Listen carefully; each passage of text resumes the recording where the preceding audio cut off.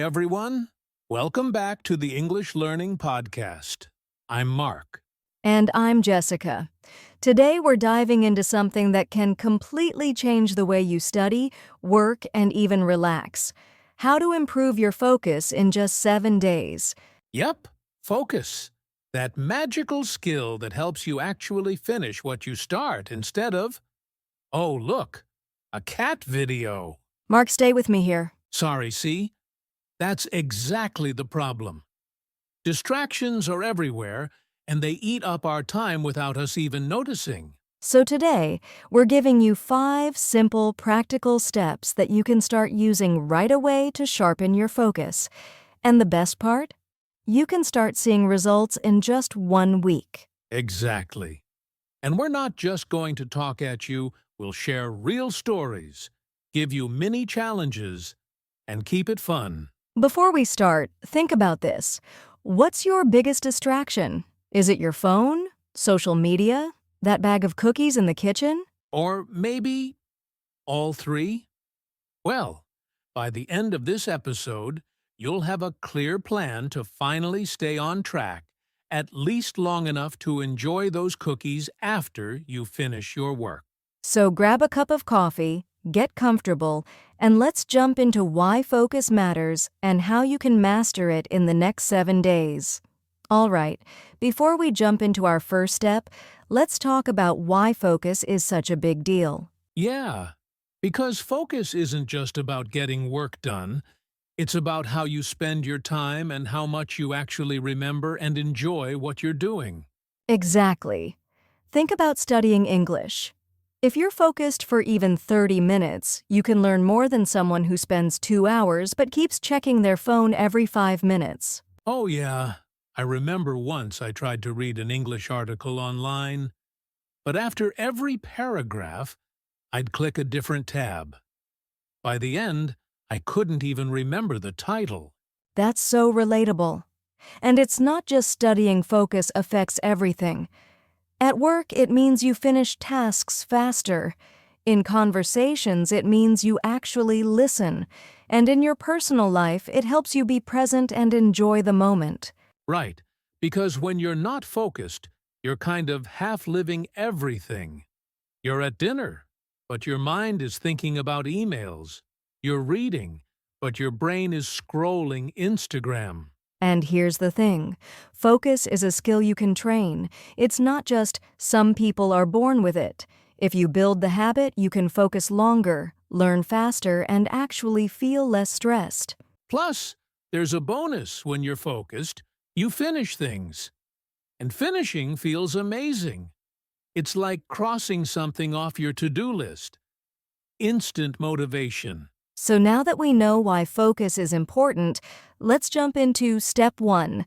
Clear your mind first.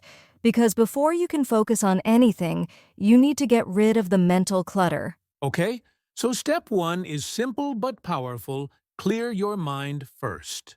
Right? And that doesn't mean you have to become a meditation master or sit on a mountain for 3 hours.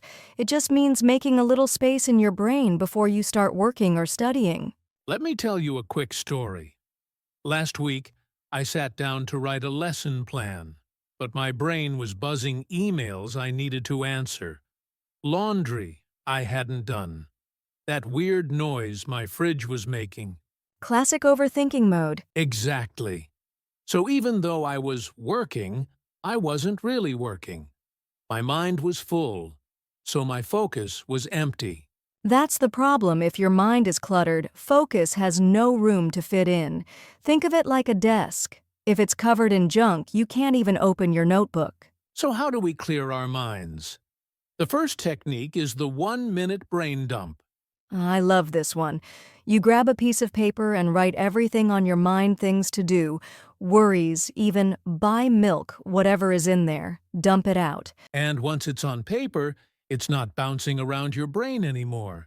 You can deal with it later. Another quick method is box breathing. Inhale for 4 seconds. Hold for 4, exhale for 4, hold for 4. Do that 3 times, and your brain will feel lighter. Let's actually do this together right now, a quick 1-minute mental reset for our listeners. All right, everyone, if you can, close your eyes, take a deep breath in and out. Again, in and out. Imagine all those little distracting thoughts just floating away. And when you open your eyes, you're ready.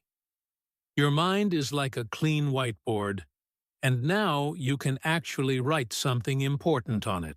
If you start every study or work session with this, your focus will be way sharper and you'll waste less time warming up. All right, now that our minds are clear, let's talk about the next step, removing distractions so they don't sneak back in while you're trying to focus. Okay, so our minds are clear, but here's the thing even the clearest mind can't compete with ping, yai, your phone lighting up. Yeah, that just a quick check turns into 20 minutes of scrolling videos of raccoons washing grapes. Which, to be fair, is adorable but not exactly helping you finish your homework. So step 2 is remove distractions physically and digitally. That means setting up your space so your brain doesn't have to fight temptation every 10 seconds. Let's start with the big one, your phone. My favorite trick is out of sight, out of mind. I literally put my phone in another room when I need deep focus. I use Do Not Disturb mode. But I also turn the screen face down, because even seeing a notification preview can pull you out of concentration. And it's not just tech. Your physical space matters too. If your desk is messy, your brain feels messy. A quick 2-minute tidy up before working can make a big difference. Oh, and noise, this one's huge. If you can't get peace and quiet, try noise-canceling headphones or even soft background sounds like rain or instrumental music. One more tip I use, I tell the people around me, hey, I'm focusing for the next 30 minutes. It's like putting a do not disturb sign on your brain. Yeah, because sometimes your biggest distraction isn't your phone. It's someone asking, "Hey, quick question?" every 5 minutes. So here's a quick challenge for you listening right now. Pause this podcast for 30 seconds and remove one distraction from your space. Put your phone away, clear your desk, close extra tabs, whatever you can do right now. Okay, welcome back. Doesn't it already feel a bit easier to focus? That's the magic of step 2. Once you clear the mental and physical noise, your brain has no excuse not to focus. And now, let's move into step 3, time block your day. Because focus isn't just about removing distractions, it's about protecting your time. All right, so you've cleared your mind and removed distractions. Now we need to protect your focus time. And that's where step 3 comes in. Time block your day. Time blocking is basically giving your day a schedule that you control, instead of letting random things steal your time. Exactly. You decide when you'll work, when you'll rest, and even when you'll get distracted. Yes, we're going to schedule distractions. Yep, it's true. If you know you'll check social media at 3 p.m., you can stop feeling guilty about not checking it at 11 a.m. Let's talk about how to do it. You take a piece of paper or your calendar app and divide your day into chunks. For example, 9 a.m. to 9:30 a.m. Focused work or study, 9:30 a.m. to 9:35 a.m. Short break, 9:35 to 10:05. Another focused block, and so on. This is kind of like the Pomodoro technique, 25 minutes focus, 5 minutes rest, but you can adjust the times to fit you. When I first tried time blocking, I went extreme. I planned every single 15 minutes. And how did that go? Let's just say I spent more time editing my schedule than actually working. Lesson learned, keep it simple. Right. For most people, 30 to 60-minute focus blocks work best. The key is to set a clear start and stop time so your brain knows it's go time. And here's your 7-day focus plan. For the next week, pick just 2 time blocks each day where you'll work or study without distractions. Even if it's just 20 minutes each, that's 40 minutes of pure focus more than most people get in an entire day. And you'll notice something when the timer is running, you actually want to stay on task because it feels like a mini challenge. Exactly. And when the break comes, it feels like a reward, not a guilty escape. All right, now that we've scheduled our focus, let's talk about step 4, training your focus muscle. Because the more you practice, the stronger your focus gets. So now you've got your focus time blocked into your day. But here's the truth, if you're not used to focusing, those time blocks can feel really long. Yep.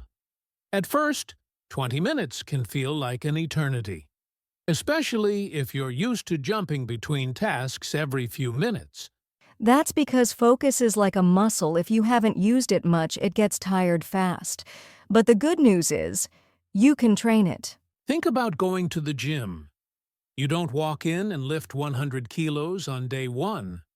You start light, build strength, and slowly increase the weight. One exercise I use is single-task reading. I set a timer for 10 minutes, open a book or an article, and just read. No phone, no notes, no switching to something else. And with focus, you start with short bursts and build up. If you can only do 10 minutes at first, that's fine. Just keep adding a few minutes every couple of days. I love the memory game method. I look at a list of 10 words for 1 minute, then try to recall them without looking. It forces your brain to concentrate deeply for a short time. And here's a fun one for our listeners right now, a 30-second focus challenge. Ready? Okay, wherever you are, pick one object around you, maybe your coffee cup or a pen. Your challenge is to look at it closely for 30 seconds without letting your mind wander. Notice the details, the color, the texture, the shape. If your mind drifts, gently bring it back. And time, how is that? Harder than it sounds, right? But if you do little challenges like this daily, your focus muscle will grow, and staying concentrated during study or work will feel natural. And that brings us to our final step, reflect and adjust daily, because training your focus isn't just about doing, it's also about reviewing. Okay, here we are. Step 5. Reflect and adjust daily. Yep, this is the step most people skip, and it's the reason they never see big improvements in their focus. Because if you don't review what's working and what's not, you're just guessing every day. Exactly. Think of it like learning English. If you never stop to check what you remember or where you're struggling, you can't improve effectively. So here's what I do at the end of the day.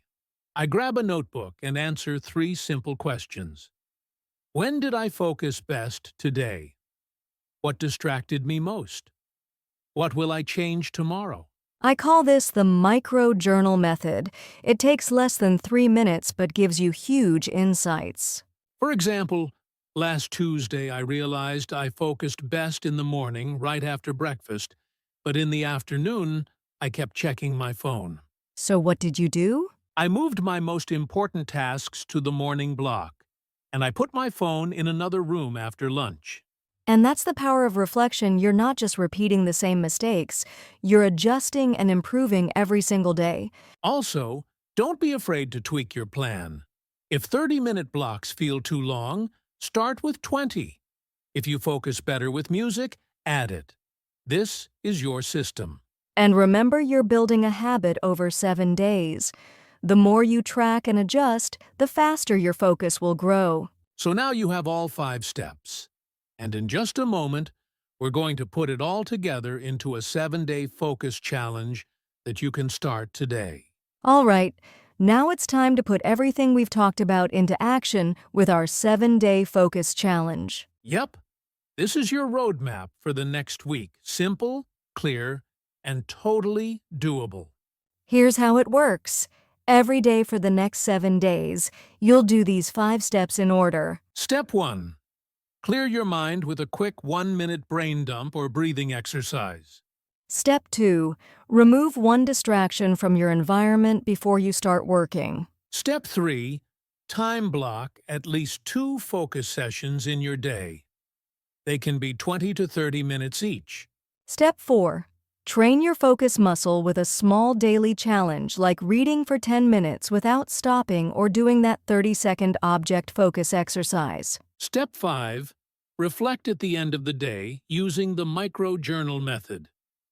When did I focus best? What distracted me most? What will I change tomorrow? And if you join the challenge, let us know in the comments or tag us on social media. We'd love to cheer you on. That's it, 5 steps every day for 1 week.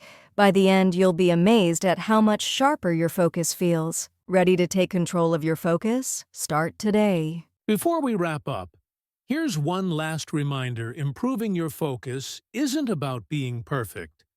It's about making small, consistent changes. Exactly. Even if you slip up one day, that's okay.